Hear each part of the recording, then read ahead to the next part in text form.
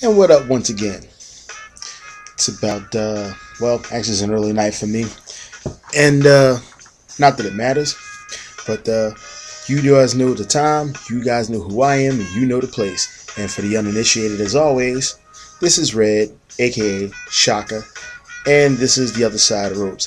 This is the video column, courses online, pertaining to independent professional wrestling from a wrestler's point of view.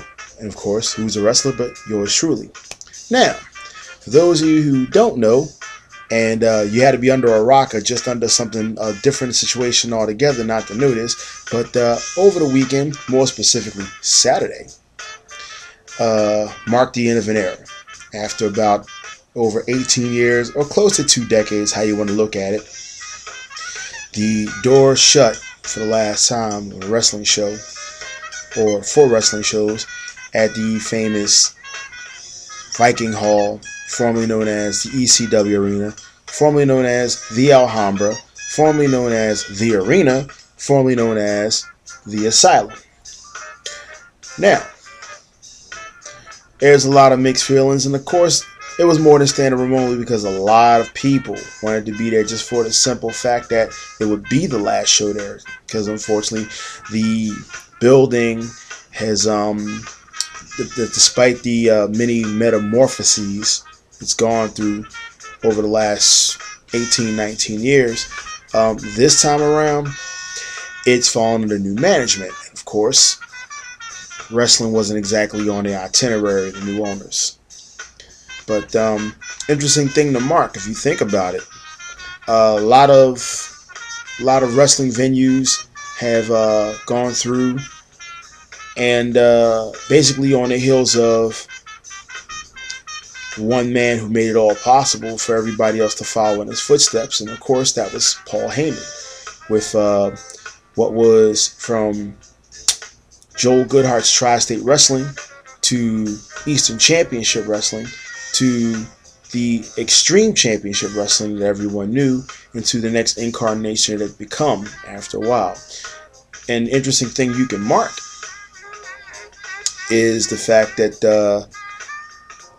Heyman's legacy lasted longer than his actual tenure there. Another interesting thing to mark is one of the promotions that did come on the heels after that did manage to pull something off that Heyman could not while he was in that building. And that honor falls to Combat Zone Wrestling. They managed to last longer than any other promotion that's running that building in terms of longevity. Did it meet the same success? Possibly not. Did it gain a notoriety? You tell me. I mean, ECW, CCW, and all the ones in between gathered some form of notoriety in some form or another. And so did the building that place housed it all. It was pretty much, as I like to call it, the Motown, not the Motown, the Apollo Theater of professional wrestling, if you will. There would be no other place like it. I almost said Uptown. Well, that's a Philadelphia institution as well. For anybody who remembers North Philadelphia back in the day, the Uptown Theater that ran on Broad Street in North Philadelphia, that was our version of the Apollo Theater. Well, what fell in that particular distinction, of course, was none other than Viking Hall, or as everyone else knew it, as ECW Arena. Now, would that mean wrestling's over in Philadelphia? Never that. Never that. There's been other places to be sure, other places of notoriety, but no one else made its mark like that building. But has been other places surrounding it? Sure. McVeigh Rec, when ROH had its humble beginnings. The Blue Horizon. It was more known for the boxing, but you had wrestling there too. A couple of people have been there, and I can tell you, it was definitely a thing to behold. Within the last decade and a half, let's put it like this. Having broken in Philadelphia myself, I'll be the first one to tell you that's a good proving grounds, and I'll say why. Anyone who'd ever lace up a pair of boots in this city can tell you, especially during that time frame between 93 up until I would say even middle of the last decade. Anyone can tell you. You laced up your boots and you sat up there and got in between those ropes in front of a crowd in Philadelphia, especially South Philadelphia, and you live to talk about it, then you know you get something to talk about. Even Philadelphia's own MMA star, former Bellator lightweight champion Eddie Alvarez will tell you, the fans here will boo Santa Claus. How does he know? Because they have booed Santa Claus. So like I said, the audiences here, the crowds here have been known to do some notorious stuff. Boo Santa Claus, throw batteries, a few other things. But like I said, if you can go through that and work in front of a crowd here in Philadelphia, you can handle anything. Case in point, I survived kids over in Galway, Ireland throwing Euro coins at us. And I'm not talking about the big ones. I'm going to let you know a little secret about those coins. They go from a 1 penny to a $2 denomination. Maybe not that big, but big enough. And I'm going to tell you, they weren't throwing the dollars. I think I saw a couple of nickels and a couple of dimes, but those suckers, wait. And I hate to say it, that's probably the roughest crowd I worked in front of besides Philly. And that was about nearly 4 years ago. I kid you not. But, yeah, definitely the end of an era. Now, will you see the band again? Possibly. Some resourceful guys actually turn around and stumbled onto a little bit. Actually, Shane Douglas said it himself. The Southampton National Guard Armory, right up the road from me, Roosevelt Boulevard. You take the 14 bus for anybody who knows about Philadelphia geography and public transportation. It's a straight shot if you come up from Frankfurt Terminal and maybe a 20-minute ride. They've had shows there before. Apparently, they ain't done yet. I've seen one or two in my time, and apparently there's going to be more. It may not be South Philly, but the spirit will always be there. And trust me, just because the guys were in South Philly don't mean that crowd can't move either, because that's how I know. Because I've sat up there and worked in front of that same crowd that have seen all those shows over in Barbed Wire City, as it was called, down off of Wolf and Swanson, or Swanson and Rittner, over in good old Northeast Philly in Holmesburg. Dress to believe. So just because they changed the location don't mean the party's over. Just so you know. And you can say what you want about what happened there, but the people who there know for sure. There it is. But on that note, I'm going to leave you with that little tidbit for now until I decide to turn around and shoot another bit. But like I said, that one was pretty significant just to let everybody know, hey, I know what's going on. I should. I live in Philly.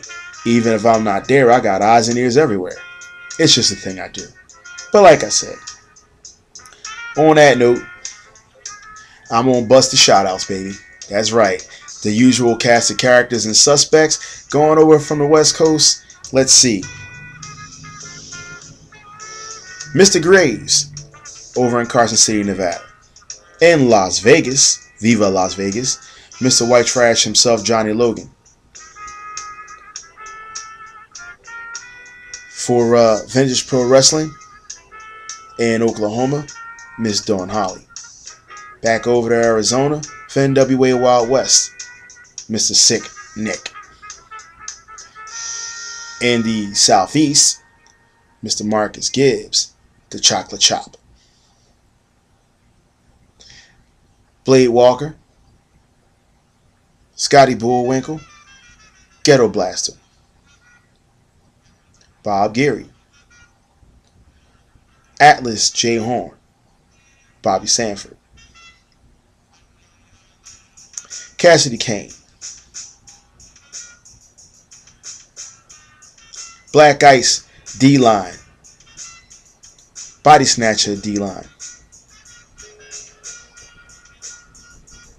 Massive Mike, E.L. Stanley, Chris Nightmare, Jimmy Dream, Adam Ugly, Trina Stratus, Aiken Pembroke, the Power Pro Wrestling Crew, the Dynamite Championship Wrestling Crew, the Mid-Atlantic Wrestling Alliance, along with Risky Business Inc., Doc Diamond, Devastation U, The Empire, 215 and 212. Black Dragon, Psycho Stalker. Elite Generation Wrestling. Sean Carr, Cage, I.B. Green, Axel Lennox, Junior White. And my usual cast of characters and suspects over across the pond. PT Player, Tito Latami, The Singing Dads, The Drewy and Woo,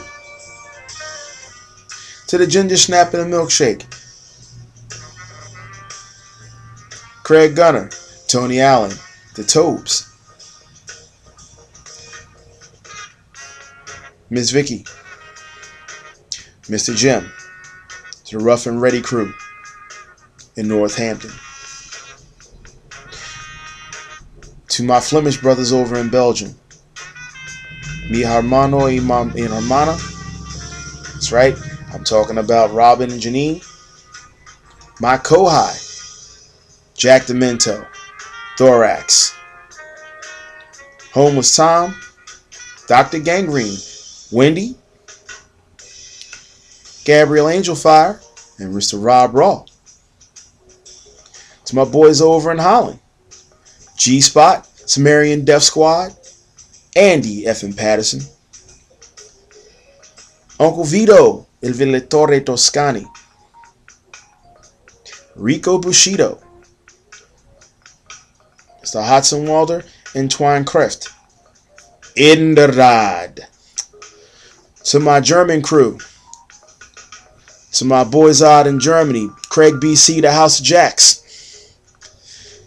Susie and Zeros Van Crow, Susie in Dresden, along with Sister Katrine, Mina Takta Silvana. Congratulations on our engagement, Miss Kathy. Sandra and Maddie, the boys in Austria, the Top Catch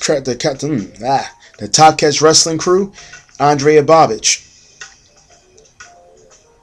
the Deutsche Wrestling Alliance, and Crazy Johnny Tiger, to the AMW or AWM crew, the MWA crew out in Lubeck, Rick the Voice Valentine, Marcel, and the Pro Wrestling Fighters. Back in the UK, Pro Wrestling Eve, Mina, Yinny, and Jazzy. Starbuck in Fight Club Finlandia. And let's see, almost forgot. Even though it's not that much left, we didn't forget, and it's a deep thought. But this has been a very thoughtful and reflective Martin Luther King Day. All respect due to the family and the friends of the King family. Dr. King, in the modern sense of the word, was a prophet. In our terms, would be considered a hero and a revolutionary. And yes, this is true. Because if it wasn't for him, a lot of things would not be possible. Especially a guy like me sitting where I am, doing what I'm doing right now. Something I do not sleep on. This is the truth. I'm going to leave you with that little gem. This has been another fun-filled episode of The Other Side of Ropes. Tune in next week when we have a very controversial 30 minutes will not be enough, because we're bringing in from the UK PT Player himself on Top Rope Radio. Petey Stanforth. Brace yourselves. This has been The Other Side of Ropes. This has been Red. This has been Real, aka Shaka, of course. Incense. I'm out, people. Peace.